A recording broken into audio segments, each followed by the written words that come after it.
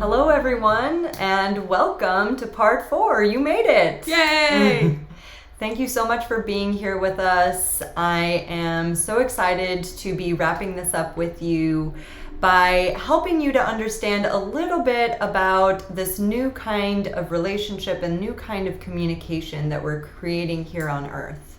So one of the ways in which you can look at any spiritual growth or journey is to recognize that humans basically run on 2 programs. Either we run on love or fear. And the fear comes from all of the things that we talked about previously about your conditioning, the ways in which we misinterpret situations, or the stories and patterns that have evolved in our lifetimes. And we're here to break through those. That's essentially what a spiritual journey is. So when it comes to understanding how to approach either an existing partnership or a new one, here's ways that you can create safety and come from a place of love. What would love do? That's what we encourage you to always ask. So when you're asking what would love do, I want you to remember that means what would love do for the other person, but it also means what would love do in this situation for myself. Now I want to talk about some strategies for creating safety in your relationships. One strategy is requesting to set a time to speak with your partner. So this will ensure that both of you have the mental and emotional capacity so you can engage in these meaningful conversations.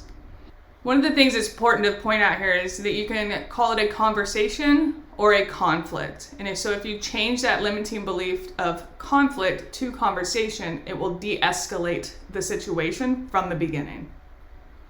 So know that during the conversation, if it's been a while and you're not getting anywhere, or you're going in circle, it's okay to take breaks.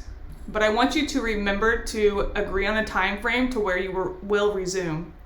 And that may be the same day, it may be the next day, or it may be a couple days later, but I want you to agree that you will speak on it until you've both come to a resolution so that you both feel seen, heard, and satisfied with the outcome.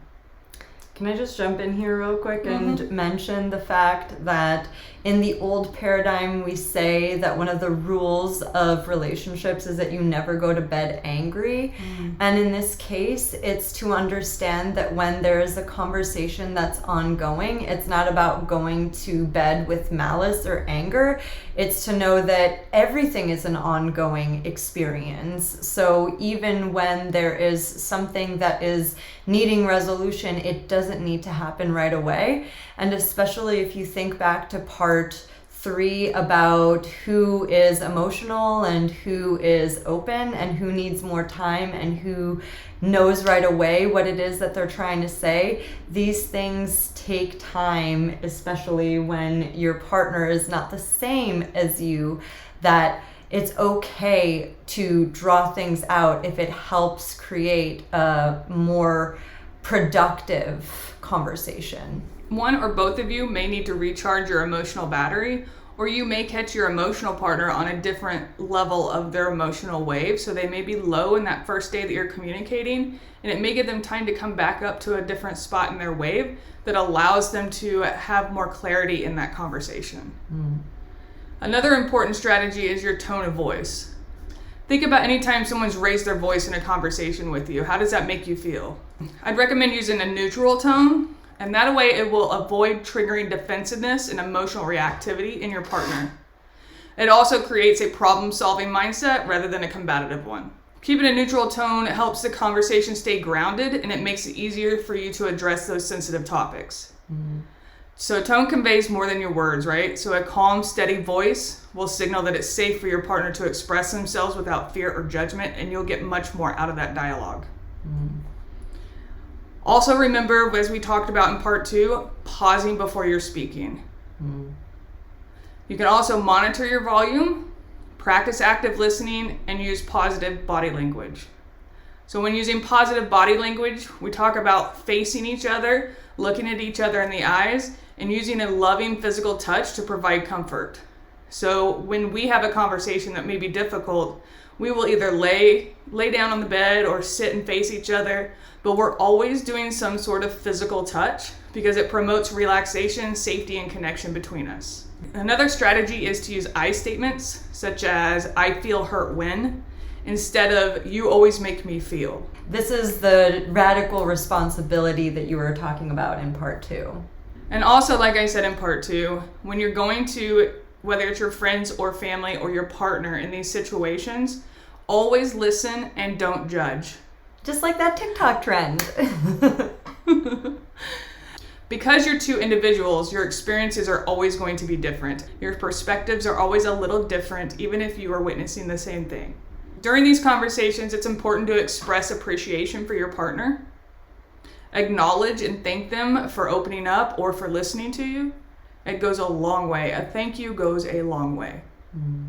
You can sandwich feedback with compliments, or you can even express how you feel loved or how you feel safe by using statements such as, "I feel loved when you make my coffee and toast in the morning." "I feel loved when you wash the dishes after I've cooked dinner." Or, "I feel safe when you hold my hand during difficult conversations." I want you to be mindful of sharing the emotional labor in a relationship. One of the ways you can share that emotional labor is by asking your partner how you can support them, or asking for support. Because it's just as important to receive support and receive the assistance that you're requesting from your partner as it is to provide that assistance and support to your partner. So give your partner the opportunity to love you back. Now, another key with the emotional labor is checking in with your partner regularly, not just waiting until there's an issue that needs to be resolved. This will assist them and you with bringing awareness to each other's emotional states, and it allows you to really show them support or receive support throughout your relationship instead of waiting until things escalate. Now I want to talk about using physical touch as a powerful tool in your toolbox for your relationship. Physical touch activates those physiological responses that assist with calming each other. It has a grounding effect, and it helps you anchor each other in the present moment. So we're talking about a loving touch here. We're not talking about out of anger. It's always out of love. It's always out of consent. So when you lovingly touch each other, it releases your oxytocin, love hormone, and it counteracts that effect of stress. So when you're holding hands or hugging or cuddling, you're stimulating that vagus nerve. You reduce the cortisol, and you're helping shift your body into a rest and digest state. So that helps you reduce anxiety, it helps you reduce fear, and it helps promote that sense of security in your relationship.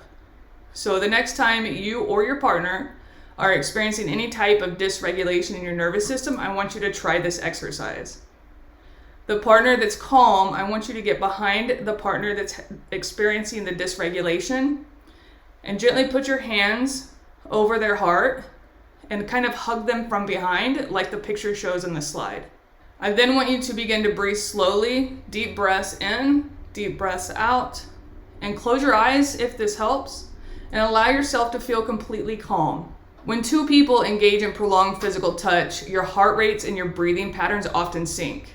So while you're doing this exercise, you may notice that your partner begins to take long, deep breaths with you, and you'll eventually feel them start to calm.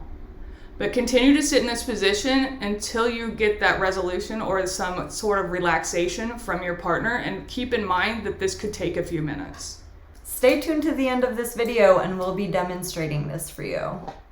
Another very powerful tool is something that we are intimately familiar with since we met at a meditation retreat and actually connected through this eye-gazing exercise.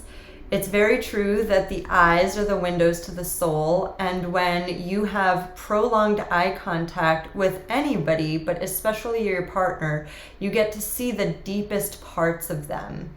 This may seem like it would be uncomfortable because it's very vulnerable. It's very intimate. It's reconnecting on a level that most humans don't. So we'll be demonstrating this as well.